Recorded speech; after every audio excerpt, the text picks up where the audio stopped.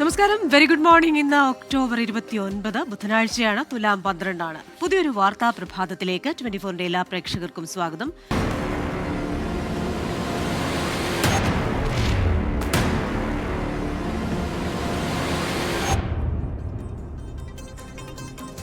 ഈ വാർത്താ ദിനത്തിലെ സമഗ്ര വിവരങ്ങളുമായി 24 പ്രതിനിധികൾ പലയിടങ്ങളിലും തയ്യാറാണ്. തിരുവനന്തപുരത്ത് നിന്ന് സലീം മാലിക്കും, ഡൽഹിയിൽ നിന്ന് ബൽറാം നെടുങ്ങാടിയും, ചെന്നൈയിൽ നിന്ന് മുഹമ്മദ് റഹീസും, കോഴിക്കോട് നിന്ന് സമീർ സി മുഹമ്മദും, കൊച്ചിയിൽ നിന്ന് നിതിൻ അംബുജനുമാണ് ചേരുന്നത്. ആദ്യം പോകുന്നത് മുഹമ്മദ് റഹീസിലേക്കാണ്. ചെന്നൈയിൽ അവിടെ മോന്ത ചുഴലിക്കാറ്റ് കരതൊട്ട് വ്യാപക നാശനഷ്ടമെന്ന വാർത്തയാണ്. ആന്ധ്രയിൽ ശക്തമായ മഴ തുടരുകയാണ്. ചുഴലിക്കാറ്റിന്റെ തീവ്രത കുറയുകയാണ്. വിവരങ്ങൾ എന്തൊക്കെയാണ് റഹീസ്? Good morning.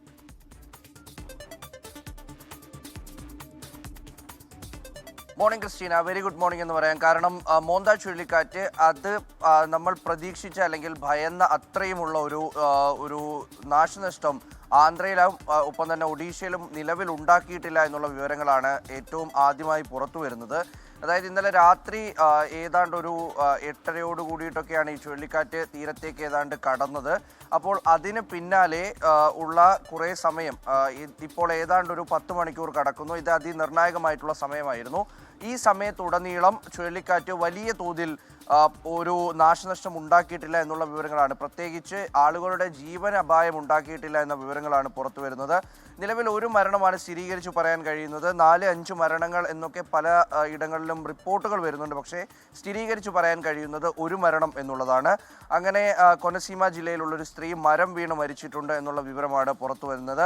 അങ്ങനെ ഒരു മരണമാണ് നിലവിൽ റിപ്പോർട്ട് ചെയ്യാൻ കഴിയുന്നത്. അതിനപ്പുറത്തേക്ക് ആന്ധ്രയിലൊക്കെ പ്രഖ്യാപിച്ചിരുന്ന റെഡ് അലേർട്ട് പിൻവലിച്ചിട്ടുണ്ട്. അത് ഓറഞ്ച് അലേർട്ടാക്കി മാറ്റിയിട്ടുണ്ട്. സ്വാഭാവികമായിട്ടും ഈ കാറ്റിൻ്റെ ശക്തി കുറഞ്ഞിട്ടുണ്ട്.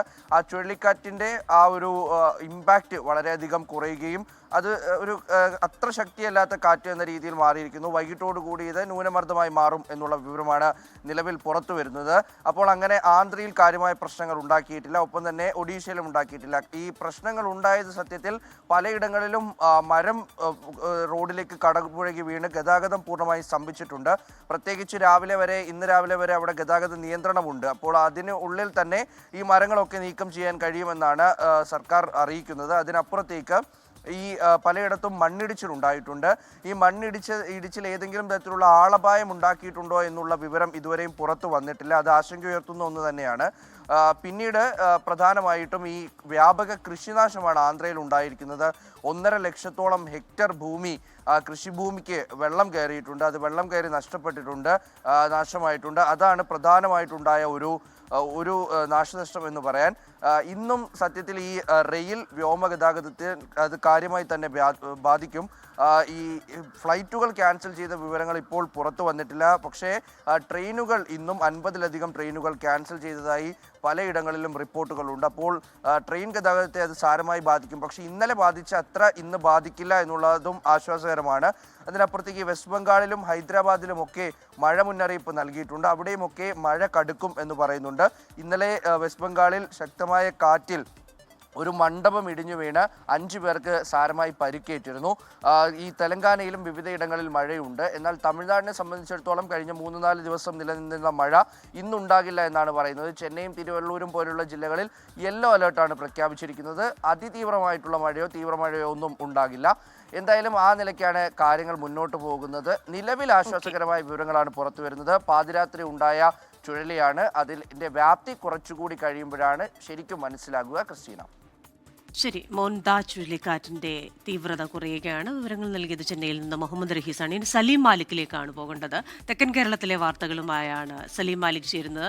സലീം, തിരുവനന്തപുരത്ത് ഇന്ന് ഒരു പിടി യോഗങ്ങളുണ്ടല്ലോ. നിർണായക മന്ത്രിസഭാ യോഗമുണ്ട്. PM ശ്രീയിൽ UDFന്റെ വിദ്യാഭ്യാസ ബന്ധുണ്ട്. നെല്ല് സംഭരണവുമായി ബന്ധപ്പെട്ട വിഷയത്തിൽ യോഗമുണ്ട്. വിവരങ്ങൾ എന്തൊക്കെയാണ്? Christina, good morning. തിരുവനന്തപുരത്ത് ഇന്ന് വലിയ വാർത്താ ദിനമാണ്. അത് ക്രിസ്റ്റീന സൂചിപ്പിച്ചതുപോലെ യോഗങ്ങളാണ് പ്രധാനമായും ഉള്ളത്. അത് മന്ത്രിസഭാ യോഗമുണ്ട്. PM ശ്രീ വിവാദം നിൽക്കുന്നതിനിടെയുള്ള മന്ത്രിസഭാ യോഗമാണ്. ഒപ്പം തന്നെ നെല്ല് സംഭരണവുമായി ബന്ധപ്പെട്ട യോഗമുണ്ട്. തെരഞ്ഞെടുപ്പ് കമ്മീഷണർ SIR നടപ്പാക്കുന്നതുമായി ബന്ധപ്പെട്ട യോഗമുണ്ട്. തിരുവനന്തപുരത്തെ വാർത്താ ദിനത്തെ സംബന്ധിച്ചിടത്തോളം അത് ഇന്ന് പുലർച്ചെ 6 മണിയോടുകൂടി തന്നെ തുടങ്ങി എന്ന് പറയാം. കാരണം ഇന്ന് 6 മണിയോടുകൂടി ഈ എല്ലാ മറ്റ് പരിപാടികളും, മണ്ഡലത്തിലെ എല്ലാ പരിപാടികളും റദ്ദാക്കി. CPIM സംസ്ഥാന സെക്രട്ടറി MV ഗോവിന്ദൻ തിരുവനന്തപുരത്തേക്ക് എത്തിയിരുന്നു. തിരുവനന്തപുരത്തേക്ക് എത്തി അദ്ദേഹത്തിന്റെ പ്രതികരണം തേടിയെങ്കിലും അദ്ദേഹം പ്രതികരിച്ചില്ല. ഈ PM ശ്രീ വിവാദവുമായി ബന്ധപ്പെട്ട് CPI അനുനയിപ്പിക്കാനാണ് തിടുക്കപ്പെട്ട് അദ്ദേഹം തിരുവനന്തപുരത്തേക്ക് എത്തിയത്.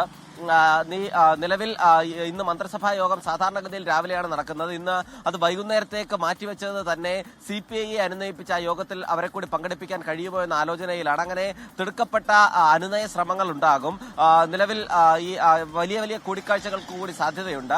പക്ഷേ CPI വഴങ്ങുമോ എന്നുള്ളതാണ് പ്രധാനപ്പെട്ട കാര്യം. കാരണം ഈ ധാരണാപത്രം റദ്ദാക്കുക എന്നുള്ളതാണ് CPIയുടെ ആവശ്യം PM ശ്രീയുമായി ബന്ധപ്പെട്ട്.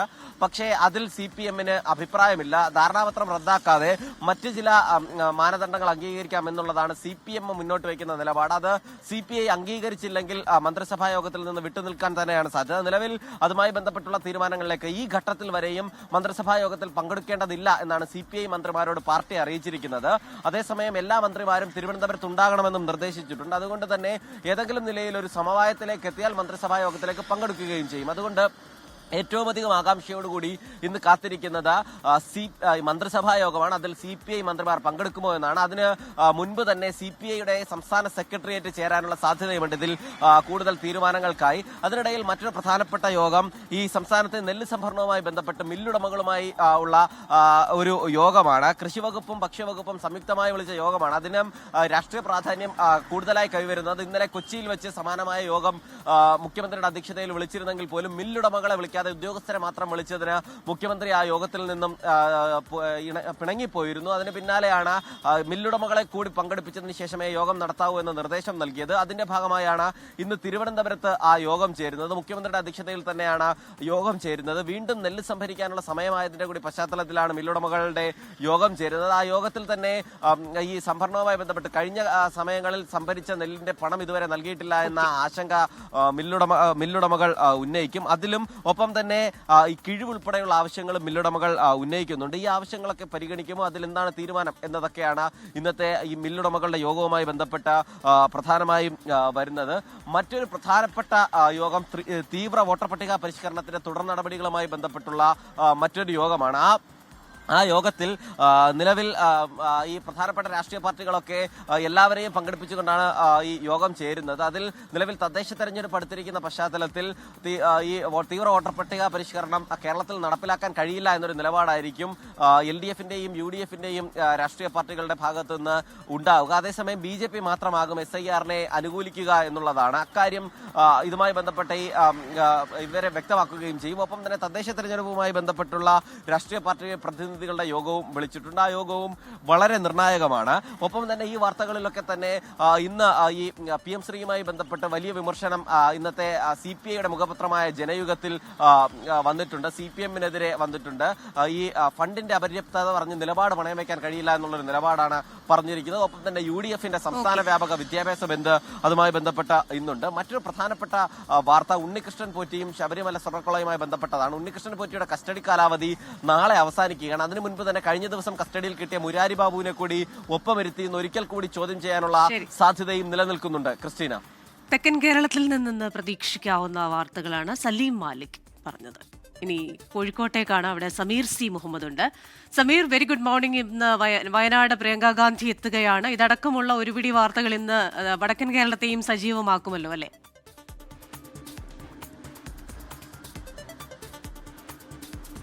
Very good morning Christina. തീർച്ചയായും വടക്കൻ കേരളത്തിലും ഇന്ന് ഒരു പിടി വാർത്തകളുണ്ട്. ഏറ്റവും പ്രധാനപ്പെട്ട ഒരു വാർത്ത എന്ന് പറയുന്നത് കഴിഞ്ഞ ദിവസങ്ങളിലെല്ലാം തന്നെ സംസ്ഥാനം ചർച്ച ചെയ്തതാണ്. അറവ് മാലിന്യ സംസ്കരണ കേന്ദ്രമായിട്ടുള്ള താമരശ്ശേരി ഫ്രഷ് കട്ടിൽ ഉണ്ടായിട്ടുള്ള സംഘർഷം. വലിയ സംഘർഷമാണ് അവിടെ ഉണ്ടായത്. അതുമായി ബന്ധപ്പെട്ടുള്ള പോലീസിന്റെ നടപടികൾ തുടരുകയും ചെയ്യുന്നു. ഏതാനും പേരുടെ അറസ്റ്റ് കഴിഞ്ഞ ദിവസങ്ങളൊക്കെ ആയിട്ട് രേഖപ്പെടുത്തിയിട്ടുണ്ടെങ്കിലും ഏതാനും പേർ ഇപ്പോഴും ഒളിവിൽ കഴിയുകയാണ്. അവിടെ പോലീസിന്റെ പരിശോധന നടന്നു വരുന്നു. അതുമായി ബന്ധപ്പെട്ടുള്ള ആശങ്ക നാട്ടുകാരും പങ്കുവെക്കുന്നു. എന്നാൽ ശക്തമായിട്ടുള്ള നടപടിയുമായിട്ട് മുന്നോട്ട് പോകും എന്ന നിലപാട് തന്നെ പോലീസ് തുടരുകയും ചെയ്യുന്നുണ്ട്. ഇതുമായി ബന്ധപ്പെട്ടുള്ള വിഷയങ്ങൾ നിലനിൽക്കുമ്പോഴാണ് ഇന്ന് കലക്ടർ ഒരു സർവകക്ഷി യോഗം വിളിച്ചിരിക്കുന്നത്. വൈകിട്ട് 5 മണിക്ക് കലക്ടറുടെ ചേംബറിലാണ് യോഗം. MP, MLA അതുപോലെ തന്നെ മറ്റേ തദ്ദേശ സ്ഥാപനങ്ങളിലെ ജനപ്രതിനിധികൾ ഉൾപ്പെടെയുള്ളവരും ഈ യോഗത്തിൽ പങ്കെടുക്കുന്നുണ്ട്. ഇതിന്റെ ഉടമകളും ഇതിന്റെ ഭാഗമായിക്കൊണ്ട് പങ്കെടുക്കുന്നുണ്ട്. അതേസമയം തന്നെ സമരത്തിന്റെ നേതൃത്വം നൽകിയ വ്യക്തികളെ ആരും തന്നെ ഇതിലേക്ക് വിളിച്ചിട്ടില്ല. അതുമായി ബന്ധപ്പെട്ട് അവർക്ക് ചില ആശങ്കകൾ പങ്കുവെക്കാനുണ്ട്. അതുകൊണ്ട് അവരും പങ്കെടുക്കും എന്ന കാര്യമാണ് അറിയിച്ചിരിക്കുന്നത്. അത്തരം ഒരു സാഹചര്യത്തിൽ കൂടിയാണ് ഇന്നത്തെ ഈ സർവകക്ഷി യോഗം ചേരുക. വൈകിട്ട് 5 മണിക്കാണ് യോഗം. അതുമായി ബന്ധപ്പെട്ട് എന്തൊക്കെ നടപടികളായിരിക്കും ജില്ലാ കളക്ടർ സ്വീകരിക്കുക, ഒപ്പം തന്നെ പോലീസിന്റെ നടപടികൾ അവസാനിപ്പിക്കണം എന്നുള്ള ഒരു ആവശ്യവുമായി അത്തരമൊരാവശ്യം നാട്ടുകാരുടെ ഭാഗത്തുനിന്ന് ഉണ്ടാകുന്നുണ്ട്. അതിലേറ്റവും പ്രധാനപ്പെട്ട ഒരു കാര്യം, വലിയ ആശങ്ക ആ പ്രദേശവാസികൾക്കെല്ലാം തന്നെ ഉണ്ട്. ഈ രക്ഷിതാക്കളൊക്കെ ഒളിവിൽ പോകുന്ന സാഹചര്യമുണ്ട്. കുട്ടികൾ വലിയ ബുദ്ധിമുട്ട് അനുഭവപ്പെടുന്നു. മാത്രമല്ല, കഴിഞ്ഞ ദിവസങ്ങളൊക്കെ തന്നെ സമീപത്തെ സ്കൂളിൽ എത്തിയത് വളരെ ചുരുക്കം വിദ്യാർത്ഥികൾ മാത്രമാണ്. അത്തരം ഒരു സാഹചര്യത്തിൽ ആ കുട്ടികൾക്ക് വലിയ മാനസിക സംഘർഷം നേരിടുന്ന ഒരു ഘട്ടം കൂടിയുണ്ട്. അത്തരം വിഷയങ്ങളെല്ലാം തന്നെ പരിഗണിച്ചുകൊണ്ട് അതിനൊക്കെ തന്നെ പരിഹാരം കാണേണ്ടതുണ്ട്. ആ വിഷയത്തിൽ കഴിഞ്ഞ ദിവസം മനുഷ്യാവകാശ കമ്മീഷൻ ഉൾപ്പെടെ ഇടപെടുന്ന ഒരു സാഹചര്യം ഉൾപ്പെടെ ഉണ്ടായിരുന്നു. ഏതായാലും ഇതുമായി ബന്ധപ്പെട്ടാണ് ഏറ്റവും പ്രധാനപ്പെട്ട യോഗം. വൈകിട്ടായിരിക്കും യോഗം ചേരുക. അതിനുശേഷം കലക്ടറും അതുപോലെ തന്നെ ജനപ്രതിനിധികളും മാധ്യമങ്ങളെ കാണും. തുടർന്ന് സ്വീകരിക്കേണ്ട നടപടികളെ സംബന്ധിച്ച് വിശദീകരിക്കുകയും ചെയ്യും. മറ്റൊരു പ്രധാനപ്പെട്ട കാര്യം, വയനാട് MP 2 ദിവസത്തെ പര്യടനത്തിനായി മണ്ഡലത്തിൽ എത്തുന്നു എന്നതാണ് ഏറ്റവും പ്രധാനപ്പെട്ട മറ്റൊരു കാര്യം. കരിപ്പൂർ വിമാനത്താവളത്തിൽ രാവിലെ 9 മണിയോടുകൂടിയായിരിക്കും പ്രിയങ്ക ഗാന്ധി MP എത്തുക. തുടർന്ന് അവർ വിവിധ പരിപാടികളിൽ പങ്കെടുക്കും. മലപ്പുറം ജില്ലയിലെ ഏറനാട് മണ്ഡലത്തിലാണ് ആദ്യത്തെ പരിപാടി. പിന്നീട് തിരുവമ്പാടി മണ്ഡലം, കോഴിക്കോട് ജില്ലയിലെ തിരുവമ്പാടി മണ്ഡലത്തിലും മലപ്പുറം ജില്ലയിലെ വണ്ടൂർ അതുപോലെ തന്നെ നിലമ്പൂർ മണ്ഡലങ്ങളിലും പങ്കെടുക്കും. മറ്റൊരു പ്രധാനപ്പെട്ട കാര്യം, വയനാട് കൽപ്പറ്റ എസ്റ്റേറ്റുമായി ബന്ധപ്പെട്ടാണ്. എൽസ്റ്റൺ എസ്റ്റേറ്റിൽ കഴിഞ്ഞ ദിവസം വലിയ രീതിയിലുള്ള പ്രതിഷേധമുണ്ടായിരുന്നു. ആ പ്രതിഷേധങ്ങൾ അവിടെ മുണ്ടക്കൈ ചുരമര ടൗൺഷിപ്പ് നിർമ്മാണവുമായി ബന്ധപ്പെട്ടാണ്. അവിടേക്കുള്ള റോഡ് ശക്തമായ മഴയിൽ ചളിക്കുളമായി മാറിയ ഒരു സാഹചര്യം ഉണ്ടായിരുന്നു. അതുമായി ബന്ധപ്പെട്ടാണ് പ്രശ്നം. ആ പ്രശ്നം പരിഹരിക്കുന്നതിന് ഇന്ന് വൈകിട്ട് 4 മണിക്ക് കലക്ടർ യോഗം വിളിച്ചിട്ടുണ്ട്. MLA യും അതുപോലെ തന്നെ സ്പെഷ്യൽ ഓഫീസർ എസ്റ്റേറ്റിലെ പ്രശ്നങ്ങൾ പരിഹരിക്കാനുള്ള യോഗവും ഇന്ന് വടക്കൻ കേരളത്തിലെ വാർത്താ ദിനത്തെ സജീവമാക്കി. ഇനി നമ്മൾ പോകുന്നത് കൊച്ചിയിലേക്കാണ്. മധ്യ കേരളത്തിലെ വാർത്തകളുടെ വിശദാംശങ്ങളുമായി നിതിൻ അംബുജനാണ് ചേരുന്നത്. Nithin, very good morning. ഇന്ന് GCDAയിലെ യോഗമുണ്ട്. യൂത്ത് കോൺഗ്രസിന്റെ പ്രതിഷേധത്തിന് സാധ്യത, ഒപ്പം തന്നെ മുനമ്പം കേസ് ഹൈക്കോടതിയിൽ എത്തുന്നുമുണ്ടല്ലോ. നമുക്ക് മധ്യ കേരളത്തിൽ നിന്ന് എന്തൊക്കെ കാര്യങ്ങൾ പ്രതീക്ഷിക്കാം? Christina, good morning. പ്രധാനപ്പെട്ട വാർത്തകൾ കൊണ്ട് മധ്യ കേരളം ഇന്ന് സജീവമാകും. കലൂർ സ്റ്റേഡിയം കൈമാറ്റവുമായി വിവാദം തന്നെയാണ് ഇതിൽ ഏറ്റവും പ്രധാനപ്പെട്ട ഒരു വാർത്ത. ഇന്ന് GCDAയുടെ എക്സിക്യൂട്ടീവ് യോഗം ചേരാനിരിക്കുന്നു. രാവിലെ 10 മണിക്ക് കടവന്ത്രയിലെ GCDA ആസ്ഥാനത്താണ് യോഗം ചേരുക. GCDA ആസ്ഥാനത്ത് യോഗം ചെയ്യുന്നതിൽ ഒരു പ്രതിഷേധത്തിന് സാധ്യതയുണ്ടെന്ന് മനസ്സിലാക്കുന്നു. എന്തായാലും സ്റ്റേഡിയം കൈമാറ്റവുമായി ബന്ധപ്പെട്ട് വീഴ്ചകൾ സംഭവിച്ചിട്ടുണ്ട് എന്ന വിവാദം നിലനിൽക്കുന്നതിനിടെയാണ് GCDAയുടെ യോഗം ചേരുന്നത്. പക്ഷേ മന്ത്രിയുടെ കത്തിന്റെ അടിസ്ഥാനത്തിലാണ് സ്റ്റേഡിയം കൈമാറിയെന്ന വിശദീകരണമാണ് GCDA ഈ ഘട്ടത്തിൽ നൽകിയിരിക്കുന്നത്. അതുകൊണ്ട് തന്നെ ഈ യോഗത്തിൽ വിമർശനങ്ങൾ ഉയരാൻ സാധ്യതയുണ്ട്. അതുകൊണ്ട് തന്നെ ഇന്നത്തെ യോഗം പ്രധാനപ്പെട്ടതാണ്. കൂടാതെ ഈ ഡിസംബറിൽ നടക്കാനിരിക്കുന്ന ISL മത്സരം അത് സ്റ്റേഡിയത്തിൽ തന്നെ നടത്തുമെന്ന് GCDA വ്യക്തമാക്കിയിരുന്നു. പക്ഷേ ഇപ്പോഴത്തെ സാഹചര്യത്തിൽ നവീകരണ പ്രവർത്തനങ്ങളോടെ തുടരുന്ന പശ്ചാത്തലത്തിൽ ഏത് നിലയിൽ ഈ സ്റ്റേഡിയം പഴയ രീതിയിൽ തന്നെ കൊണ്ടുവരാൻ സാധിക്കും എന്ന ചർച്ചകൾ ഉയരുന്നുണ്ട്. ഇതടക്കമുള്ള ചില നിർദ്ദേശങ്ങളും എന്തായാലും ഇന്നത്തെ ചർച്ചയിൽ ഉണ്ടാകുമെന്ന് മനസ്സിലാക്കുന്നു. പക്ഷേ ഈ വിവാദം ഇപ്പോഴും വിട്ടൊഴിയുന്നില്ല. കഴിഞ്ഞ ദിവസം മാധ്യമങ്ങളോട് ഇതുമായി ബന്ധപ്പെട്ട് പ്രതികരണം തേടിയെങ്കിലും പക്ഷേ GCDA ചെയർമാൻ പ്രതികരിക്കാൻ തയ്യാറായിട്ടില്ല. ഒരു വിശദീകരണം നൽകിയിരുന്നു. അതിലപ്പുറം ഒന്നും പറയാനില്ലെന്ന നിലപാടാണ് GCDA ചെയർമാൻ സ്വീകരിച്ചത്. ഈ കരാറിൽ ദുരൂഹതയുണ്ടെന്ന നിലപാട് എന്തായാലും കോൺഗ്രസ് ആരോപിക്കുന്നുണ്ട്. ആ ആരോപണം ശക്തമായി തുടരുന്നതിനിടെയാണ് ഇന്ന് GCDA യോഗം ചേരുക. മറ്റൊന്ന് മുനമ്പം കേസാണ്. ഇന്ന് മുനമ്പം ഹർജി വീണ്ടും ഹൈക്കോടതിയിൽ വരുന്നുണ്ട്. സിംഗിൾ ബെഞ്ച് ഇന്ന് ഹൈക്കോടതിയിൽ ഈ ഒരു ഹർജിയിൽ എന്ത് നിലപാട് സ്വീകരിക്കുമെന്നത് നിർണായകമാണ്. കാരണം മുനമ്പത്തേത് വഖഫ് ഭൂമിയല്ല എന്ന് ഡിവിഷൻ ബെഞ്ച് മുൻപ് ഉത്തരവ് പുറപ്പെടുവിച്ചിരുന്നു. ഈ പശ്ചാത്തലത്തിൽ സിംഗിൾ ബെഞ്ച് സ്വീകരിക്കുന്ന നിലപാട് നിർണായകമാണ്. എന്തായാലും മുഖ്യമന്ത്രിയുടെ അധ്യക്ഷതയിൽ യോഗം ചേർന്നെങ്കിലും അതിന്റെ നിലപാടും തീരുമാനം ഇതുവരെ വ്യക്തമാക്കിയിട്ടില്ല. ആ ഒരു പശ്ചാത്തലത്തിൽ സമരവുമായി മുന്നോട്ട് പോകുന്നത്. പക്ഷേ സർക്കാരിൽ പ്രതീക്ഷ അർപ്പിച്ചാണ് മുൻപും സമരസമിതി ഇപ്പോൾ സമരം തുടരുന്നത്. മറ്റൊന്ന്, ഇടുക്കിയിൽ ഇന്നിപ്പോൾ ദേവപ്രിയയ്ക്ക് വീടൊരുങ്ങുകയാണ്. CPM ജില്ലാ കമ്മിറ്റിയുടെ നേതൃത്വത്തിലാണ് അവിടെ വീട് വെച്ച് നൽകുമെന്ന ഒരു പ്രഖ്യാപനമുണ്ടായത്. ഇന്ന് വീടിന് തറക്കല്ലിടൽ ചടങ്ങ് നടക്കും. CPM സംസ്ഥാന സെക്രട്ടറി MV ഗോവിന്ദൻ ഓൺലൈനായി ഈ ചടങ്ങിൽ പങ്കെടുക്കും. സ്കൂൾ കായികമേളയിൽ 38 വർഷത്തെ റെക്കോർഡ് തകർത്താണ് ദേവപ്രിയ എന്ന 9 ക്ലാസ്സുകാരി സ്വർണം നേടിയത്. അതുകൊണ്ട് തന്നെ വലിയ ആവശ്യത്തിലാണ് നാടുള്ളത്. ഇന്ന് കാൽവരി മൗണ്ടിന്റെ പൗരാവലിയുടെ നേതൃത്വത്തിലും സ്കൂളിന്റെ നേതൃത്വത്തിലും ഇന്ന് സ്വീകരണം നൽകാൻ ഒരുങ്ങുന്നുണ്ട്. അതിനിടയിലാണ് ഒരു ഇരട്ടി മധുരം എന്ന നിലയിൽ ദേവപ്രിയയ്ക്ക് ഇന്ന് വീടൊരുങ്ങുന്ന ഒരു തറക്കല്ലിടൽ ചടങ്ങ് നടക്കുക. എന്തായാലും ഇടുക്കിയെ സംബന്ധിച്ച് അതാണ് പ്രധാനപ്പെട്ട വാർത്ത. ഈ വാർത്തകൾ കൊണ്ട് ഇന്ന് മധ്യ കേരളം സജീവമാകും. നിതിൻ അംബുജനാണ് മധ്യ കേരളത്തിൽ നിന്ന് പ്രതീക്ഷിക്കാവുന്ന വാർത്തകളുടെ വിവരങ്ങൾ നൽകിയത്. ഇനി ഡൽഹിയിലേക്കാണ് പോകുന്നത്. ബൽറാം നെടുങ്ങാടിയുണ്ട്. പ്രധാനപ്പെട്ട വാർത്തകൾ ദേശീയ തലസ്ഥാനത്ത് നിന്ന് എന്തൊക്കെയാണ് എന്ന് പറയാൻ വേണ്ടി. ബൽറാം, ഇന്ന് വെരി ഗുഡ് മോർണിംഗ്. ഇന്നിപ്പോൾ രാഷ്ട്രപതി 2ാം തവണ റഫാൽ യുദ്ധവിമാനത്തിൽ കയറുന്നു. ഒപ്പം തന്നെ ഈ ക്ലൗഡ് സീഡിങ്ങിന് ശേഷം ഡൽഹിയിൽ മഴ പെയ്യുമോ എന്നുള്ള ഒരു ആകാംക്ഷയുമുണ്ടല്ലോ. Very good morning Christina. ഇന്ന് ഡൽഹിയെ സംബന്ധിച്ചിടത്തോളം അല്ലെങ്കിൽ ദേശീയ തലത്തിൽ ഒട്ടേറെ സുപ്രധാന വാർത്തകളാണ് ഇന്ന് പ്രതീക്ഷിക്കുന്നത്. അതിൽ ഏറ്റവും പ്രധാനം എന്നുള്ളത് രാഷ്ട്രപതി നമ്മുടെ രാജ്യത്തിൻ്റെ സർവ്വസൈന്യാധിപ ഇന്ന് യുദ്ധവിമാനത്തിൽ യാത്ര ചെയ്യുന്നു എന്നുള്ളതാണ്. ഇന്ത്യയുടെ അഭിമാനമായ റഫാൽ യുദ്ധവിമാനത്തിലാകും രാഷ്ട്രപതി ദ്രൗപദി മുർമു യാത്ര ചെയ്യുക. രാവിലെ അംബാലയിൽ, ഹരിയാനയിലെ അംബാലയിലെ വ്യോമസേനാ താവളത്തിൽ രാഷ്ട്രപതി എത്തും. അവിടെയാണ് ഈ റഫാൽ യുദ്ധവിമാനങ്ങളുടെ ഗോൾഡൻ ആരോസ് എന്ന സ്ക്വാഡ്രൺ പ്രവർത്തിക്കുന്നത്. അവിടെ നിന്നാകും രാഷ്ട്രപതി ദ്രൗപദി മുർമു റഫാൽ യുദ്ധവിമാനത്തിൽ യാത്ര ചെയ്യുക. ഇത് രണ്ടാം തവണയാണ് രാഷ്ട്രപതി ദ്രൗപദി മുർമു രാജ്യത്തിൻ്റെ അല്ലെങ്കിൽ വ്യോമസേനയുടെ ഒരു യുദ്ധവിമാനത്തിൽ യാത്ര ചെയ്യുന്നത്. 2023 ഒക്ടോബർ 8-ന് അസമിലെ തേസ്പൂരിൽ നിന്നും രാഷ്ട്രപതി ദ്രൗപദി മുർമു സുഖോയ് 30 യുദ്ധവിമാനത്തിൽ യാത്ര ചെയ്തിരുന്നു. നേരത്തെ രാഷ്ട്രപതിമാർ APJ അബ്ദുൽ കലാം, പ്രതിഭ പാട്ടീൽ അടക്കമുള്ള രാഷ്ട്രപതിമാർ സുഖോയ് യുദ്ധവിമാനത്തിൽ യാത്ര ചെയ്തിട്ടുണ്ട്. ഈ ഒരു ഘട്ടത്തിൽ ഇന്ത്യയെ സംബന്ധിച്ചിടത്തോളം അഭിമാനകരമായ നിമിഷമാകുന്നത് ഈ ഓപ്പറേഷൻ സിന്ദൂരുമായി ബന്ധപ്പെട്ട നിർണായക പങ്കുവച്ച യുദ്ധവിമാനത്തിൽ ഇന്ന് രാഷ്ട്രപതി യാത്ര ചെയ്യുന്നു എന്നുള്ളതാണ്. ഇതോടൊപ്പം തന്നെയാണ് മറ്റൊരു കാര്യം, ഡൽഹിയിൽ ശക്തമായ അന്തരീക്ഷ മലിനീകരണം തുടരുകയാണ്. 300-ന് മുകളിൽ തന്നെയാണ് ഡൽഹിയിലെ വായുഗുണ നിലവാര നിരക്ക്. ഇത് പരിഹരിക്കുന്നതിനായി ക്ലൗഡ് സീഡിംഗ് നടപടികൾക്കായി കഴിഞ്ഞ 5 ദിവസമായി ഡൽഹി കാത്തിരിക്കുകയാണ്. കഴിഞ്ഞ ദിവസം പരീക്ഷണാടിസ്ഥാനത്തിൽ 5 ഇടങ്ങളിൽ ബുറാഡിയും കരോൾബാഗും മയൂർ വിഹാറും അടക്കമുള്ള 5 ഇടങ്ങളിൽ ക്ലൗഡ് സീഡിംഗ് പരീക്ഷണം നടത്തിയിരുന്നു. അത് വിജയകരമാണ് എന്നാണ് അധികൃതർ അറിയിക്കുന്നത്. ഈ ഒരു പശ്ചാത്തലത്തിൽ ഇന്ന് പൂർണ്ണ തോതിൽ ക്ലൗഡ് സീഡിംഗ് പരീക്ഷണം നടത്താൻ ഒരുങ്ങുകയാണ്. അതിന് മറ്റ് സാഹചര്യങ്ങൾ അനുകൂലമാകേണ്ടതുണ്ട്.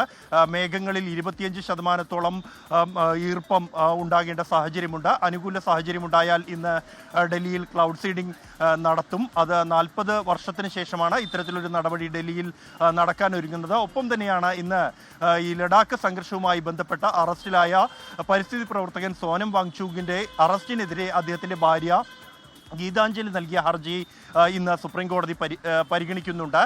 ജസ്റ്റിസ് അരവിന്ദ് കുമാറിന്റെ അധ്യക്ഷതയിലുള്ള ബെഞ്ചാണ് ഈ ഹർജികൾ പരിഗണിക്കുന്നത്. അദ്ദേഹത്തിന്റെ നേരത്തെ ഈ ഹർജിയുടെ അടിസ്ഥാനത്തിൽ അദ്ദേഹത്തിന്റെ ഭാര്യ ഗീതാഞ്ജലിക്ക് സോനം വാങ്ചുകിനെ സന്ദർശിക്കാൻ അനുമതി നൽകിയിരുന്നു. എന്നാൽ സോനം വാങ്ചുകിന് എതിരായ റിപ്പോർട്ടാണ് ജില്ലാ മജിസ്ട്രേറ്റ് ഉൾപ്പെടെയുള്ളവർ സമർപ്പിച്ചിരിക്കുന്നത്. ഇതിൽ എന്ത് നിലപാടായിരിക്കും സുപ്രീം കോടതിയുടേത് എന്നുള്ളത് നിർണായകമാകും. ഇത്തരത്തിൽ ഒട്ടേറെ വാർത്തകൾ ഇന്ന് രാജ്യ തലസ്ഥാനത്തു നിന്നും പ്രതീക്ഷിക്കുന്നുണ്ട്. ക്രിസ്റ്റീന. ബൽറാം നെടുങ്ങാടിയാണ് രാജ്യതലസ്ഥാനത്ത് നിന്ന് പ്രതീക്ഷിക്കാവുന്ന വാർത്തകളുടെ വിശദാംശങ്ങൾ നൽകിയത്. KSRTCയിൽ മാറ്റി നിർത്തപ്പെട്ട മുഴുവൻ ബദൽ ജീവനക്കാരെയും തിരിച്ചെടുക്കണമെന്നാവശ്യപ്പെട്ട് CITU പ്രതിഷേധമിന്ന് എല്ലാ ജില്ലാ കേന്ദ്രങ്ങളിലും ഇന്ന് പ്രതിഷേധ ധർണ സംഘടിപ്പിക്കും. KSRTC ചീഫ് ഓഫീസിന് മുന്നിൽ നടത്തുന്ന ധർണ LDF കൺവീനർ TP രാമകൃഷ്ണൻ ഉദ്ഘാടനം ചെയ്യും. ഏപ്രിൽ മാസം മുതൽ KSRTCയിൽ 125ഓളം ബദൽ അസിസ്റ്റന്റുമാരെ ജോലിയിൽ നിന്നും മാറ്റി നിർത്തിയിരുന്നു. കൂടാതെ KSRTC ഓപ്പറേറ്റ് ചെയ്തു വന്നിരുന്ന സൂപ്പർ ക്ലാസ് സർവീസുകളിൽ ഡ്യൂട്ടികൾ യാതൊരു കൂടിയാലോചനയുമില്ലാതെ മാനേജ്മെന്റ് വെട്ടിക്കുറച്ചിരിക്കുകയാണെന്നും CITU ആരോപിക്കുന്നു. തുഗ്ലക് പരിഷ്കാരങ്ങളെന്ന് ആരോപിച്ച് വകുപ്പ് മന്ത്രിക്കെതിരെയും CITU വിമർശനം ഉന്നയിക്കുന്നു. പുനഃസംഘടനയുമായി ബന്ധപ്പെട്ട തർക്കങ്ങൾക്കിടെ തദ്ദേശ തെരഞ്ഞെടുപ്പിന് ഒരുങ്ങാൻ കോൺഗ്രസ്. നവംബർ 1 മുതൽ തദ്ദേശ തെരഞ്ഞെടുപ്പ് പ്രചാരണം ഔദ്യോഗികമായി ആരംഭിക്കും. പഞ്ചായത്ത്, ജില്ലാ പഞ്ചായത്ത്, നഗരസഭാ തലങ്ങളിൽ സ്ഥാനാർത്ഥി നിർണയവും പ്രഖ്യാപനവും വേഗത്തിലാക്കും. തെരഞ്ഞെടുപ്പ് പ്രഖ്യാപിക്കുന്ന ദിവസം തന്നെ ഭൂരിഭാഗം സ്ഥലങ്ങളിലും സ്ഥാനാർത്ഥിയെയും പ്രഖ്യാപിക്കാനാണ് നീക്കം. ഇന്നലെ കേരളത്തിലെ നേതാക്കൾ ഡൽഹിയിൽ വെച്ച് നടത്തിയ ചർച്ചയിലാണ് തീരുമാനം. പുനഃസംഘടനയുമായി ബന്ധപ്പെട്ട തർക്കങ്ങൾ പരിഹരിക്കാമെന്ന് ഹൈക്കമാൻഡും ഉറപ്പു നൽകിയിട്ടുണ്ട്. യോജിച്ചു മുന്നോട്ടു പോകുമെന്ന സന്ദേശമാണ് എല്ലാ നേതാക്കളും നൽകിയതെന്ന് സൂചന. KPCC സെക്രട്ടറിമാരുടെ പട്ടികയും വൈകില്ല. 2 ദിവസത്തിനകം പട്ടിക പ്രഖ്യാപിക്കാനാണ് നീക്കം. മദ്യനിർമ്മാണശാലയ്ക്കെതിരെ കോടതിയെ സമീപിക്കാനുള്ള തീരുമാനമെടുക്കാൻ എലപ്പുള്ളി ഗ്രാമപഞ്ചായത്തിൽ ഇന്ന് ബോർഡ് യോഗം ചേരും. ഉച്ചകഴിഞ്ഞ് 2 മണിക്ക് ചേരുന്ന യോഗത്തിൽ കോടതിയെ സമീപിക്കുന്നത് ഉൾപ്പെടെയുള്ള കാര്യങ്ങൾ ചർച്ചയാകും. ഇന്നലെ യോഗം ചേർന്നിരുന്നുവെങ്കിലും തീരുമാനമാകാതെ പിരിയുകയായിരുന്നു. യോഗം ആരംഭിക്കുന്നതിന് മുൻപ് പഞ്ചായത്തിന് മുന്നിൽ CPIM ഉപരോധം സംഘടിപ്പിച്ചിരുന്നു. പഞ്ചായത്ത് അംഗങ്ങളെയും ഉദ്യോഗസ്ഥരെയും അകത്തേക്ക് കയറ്റിവിടാതിരുന്നതോടെ സംഘർഷാവസ്ഥയുണ്ടായി. ഇന്നലെ ചേർന്ന ബോർഡ് യോഗത്തിൽ CPIM അംഗങ്ങൾക്കെതിരെ നടപടി ആവശ്യപ്പെട്ട് കോൺഗ്രസും BJPയും രംഗത്ത് വന്നിരുന്നു.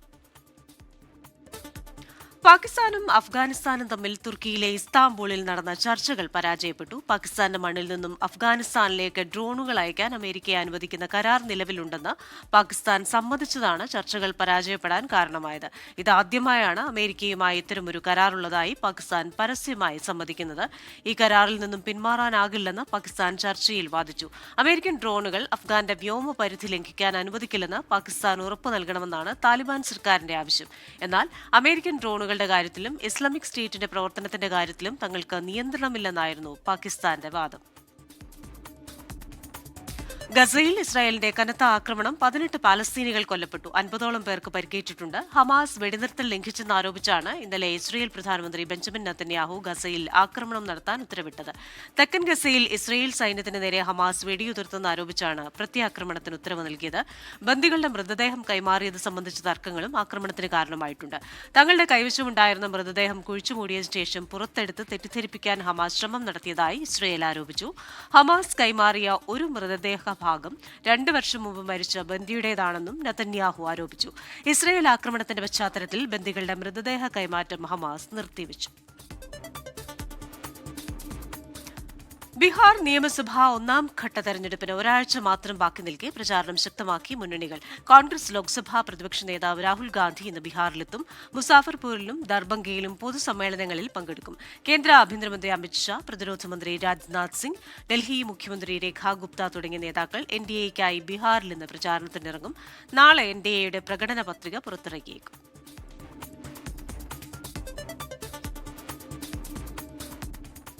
തൃശൂർ കൊടുങ്ങല്ലൂരിൽ കൊലക്കേസ് പ്രതിയുടെ ജനനേന്ദ്രിയം മുറിച്ച സംഭവത്തിൽ അന്വേഷണം ഊർജിതമാക്കി പോലീസ്. എറണാകുളം കൂനമ്മാവിലെ ഇവാഞ്ചലിക്കൽ ആശ്രമം കേന്ദ്രീകരിച്ചാണ് അന്വേഷണം. സ്ഥാപനത്തിന്റെ നടത്തിപ്പുകാരനും സഹായികളുമടക്കം അറസ്റ്റിലായ കേസിൽ ശാസ്ത്രീയ തെളിവുകൾ കൂടി ശേഖരിക്കാനാണ് പോലീസിന്റെ ശ്രമം. റോഡിൽ ഉപേക്ഷിക്കപ്പെട്ട നിലയിൽ കണ്ടെത്തിയ യുവാവിന്റെ ജനനേന്ദ്രിയം മുറിച്ച് മാറ്റപ്പെടുകയും കാഴ്ച നഷ്ടപ്പെടുകയും ചെയ്ത സംഭവത്തിലാണ് അന്വേഷണം മറ്റൊരു ഘട്ടത്തിലേക്ക് എത്തി നിൽക്കുന്നത്. എറണാകുളം സെൻട്രൽ പോലീസ് കസ്റ്റഡിയിലെടുത്ത് കൂനമ്മാവിലെ എവാഞ്ചലിക്കൽ ആശ്രമത്തിലെത്തിച്ച സുദർശന് എങ്ങനെ ഇത്രയും വലിയ ക്രൂര പീഡനമേറ്റു? ആരാണ് മർദ്ദിച്ചത്? മൃതപ്രായനായ ഇയാൾക്ക് എന്തുകൊണ്ട് ചികിത്സ നൽകിയില്ല? എന്തിനു വേണ്ടി കൊടുങ്ങല്ലൂരിൽ കൊണ്ടുപോയി ഉപേക്ഷിച്ചു? തുടങ്ങി നിരവധി ചോദ്യങ്ങളാണ് അന്വേഷണ സംഘത്തിന് മുന്നിലുള്ളത്. CCTV ദൃശ്യങ്ങളുടെ അടിസ്ഥാനത്തിൽ സംഭവത്തിന് അഗതി മന്ദിരവുമായി ബന്ധമുണ്ടെന്ന് കണ്ടെത്തിയതോടെ നടത്തിപ്പുകാരനായ അമൽ ഫ്രാൻസിസിനെയും സഹായികളായ ആരോമലിനെയും നിതിനെയും അറസ്റ്റ് ചെയ്ത് റിമാൻഡ് ചെയ്തു. കൊലപാതക ശ്രമം, ഗൂഢാലോചന തുടങ്ങിയ വകുപ്പുകൾ ചുമത്തി. സംഭവത്തിൽ ഇവർ മാത്രമല്ല പ്രതികളെന്നും പോലീസ് സംശയിക്കുന്നുണ്ട്. ഇവാഞ്ചലിക്കൽ ആശ്രമവുമായി ബന്ധപ്പെട്ടും അമൽ ഫ്രാൻസിസുമായി ബന്ധപ്പെട്ടും ഒട്ടേറെ സംശയങ്ങൾ നിലനിൽക്കുന്നതിനാൽ വരാപ്പുഴ പോലീസിന് കീഴിൽ പ്രത്യേക FIR രജിസ്റ്റർ ചെയ്തും അന്വേഷണം നടത്തും. അതേസമയം ഗുരുതരാവസ്ഥയിൽ ആശുപത്രിയിൽ കഴിയുന്ന സുദർശന്റെ ബന്ധുക്കൾക്കും കേസുമായി ബന്ധപ്പെട്ട് ചില സംശയങ്ങളുണ്ട്. ഇക്കാര്യം ചൂണ്ടിക്കാട്ടി ആലപ്പുഴ തുറവൂർ പോലീസിൽ ഇരുവരും പരാതി നൽകി. Thrissur rural SP B Krishnakumar, Kodungallur DYSP VK Raju തുടങ്ങിയവർ മേൽനോട്ടം വഹിക്കുന്ന കേസിൽ കൊടുങ്ങല്ലൂർ പോലീസിന് പുറമെ ഇരിങ്ങാലക്കുട, ചാലക്കുടി, കൊടുങ്ങല്ലൂർ ഡാൻസാഫ് സംഘങ്ങളും അംഗങ്ങളാണ്. പ്രതികളെ ഉടൻ കസ്റ്റഡിയിൽ വാങ്ങി വീണ്ടും ചോദ്യം ചെയ്യാനാണ് അന്വേഷണ ഉദ്യോഗസ്ഥരുടെ തീരുമാനം. 24 തൃശൂർ. ഇനി കായിക വാർത്തകൾ.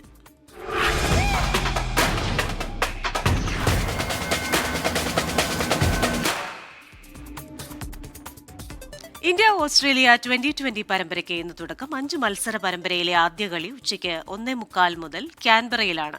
ഏകദിന പരമ്പര നഷ്ടമായതിന്റെ ക്ഷീണം 2020യിൽ തീർക്കാമെന്ന പ്രതീക്ഷയിലാണ് ലോക ചാമ്പ്യന്മാരായ ഇന്ത്യ.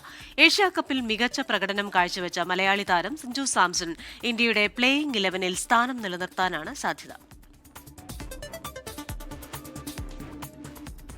സൂപ്പർ ലീഗ് കേരള മത്സരങ്ങൾക്ക് ഏറ്റവും അധികം കാണികൾ എവിടെയെന്ന് ചോദിച്ചാൽ ഉത്തരം മലപ്പുറം എന്നായിരിക്കും. ഇന്നലെ മഞ്ചേരി പയ്യനാട് സ്റ്റേഡിയത്തിൽ നടന്ന മലപ്പുറം FC തിരുവനന്തപുരം കൊമ്പൻസ് മത്സരം കാണാൻ ഗ്യാലറി നിറഞ്ഞു കവിഞ്ഞു. മഴ പോലും വകവയ്ക്കാതെയാണ് ഫുട്ബോൾ പ്രേമികൾ മത്സരം വീക്ഷിച്ചത്. മലപ്പുറത്തു നിന്ന് സമീർ ബിൻ കരീം തയ്യാറാക്കിയ റിപ്പോർട്ടിലേക്ക്. കേരള സൂപ്പർ ലീഗിൽ ഏറ്റവും വലിയ ആവേശം മലപ്പുറത്തായിരിക്കും. ദാ കാണൂ പയ്യനാട്ടെ ആ ഫുട്ബോൾ ആവേശം.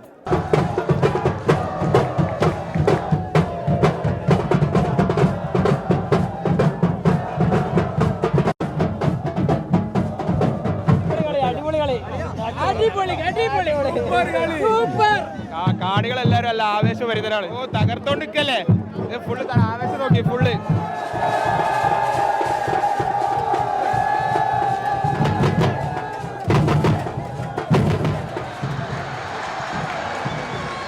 അടിപൊളി മാച്ച്, ഞങ്ങൾ അടിക്കും. കഞ്ചാവ് ഡ്രഗ്സ് ഒന്നല്ല മക്കളെ, പന്ത് കളിച്ച് പന്ത് കളി മലപ്പുറം.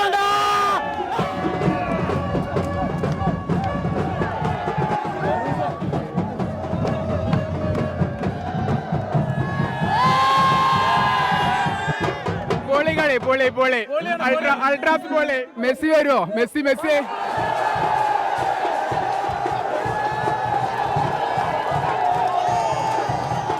ഈ മലപ്പുറക്കാരി നോക്കി എത്ര നേരമായി, മണിക്കൂറുകളായി. ഞാനൊക്കെ കഴിഞ്ഞ ഞായറാഴ്ചത്തെ ഇത് കണ്ട് മാത്രം വന്നതാണ്. ഈ ആവേശം 5 മണിക്ക് തുടങ്ങിയതാണ് ഈ ചാട്ടം. എന്താ ഇതിലൊക്കെ വേണ്ടത്? മലപ്പുറത്തിന്റെ ഫുട്ബോൾ എന്ന് പറഞ്ഞാൽ രക്തത്തിലരിഞ്ഞതല്ലേ. മലപ്പുറത്തിനെ തോൽപ്പിക്കാൻ പറ്റിയ ഒരു ക്രൗഡ് ഇന്ന് കേരളത്തിൽ ഒരു ടീമിനും ഉണ്ടാക്കാൻ പറ്റില്ല. ഈ ഒരു ഇമ്പാക്റ്റ്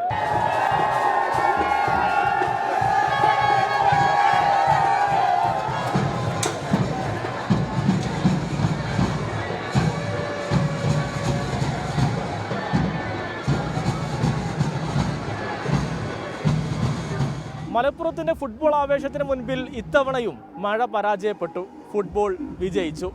സമീർ ബിൻ കരീം, 24 മലപ്പുറം. ഇതോടെ ന്യൂസ് ബ്രേക്സിന്റെ സമയം പൂർണ്ണമാവുകയാണ്.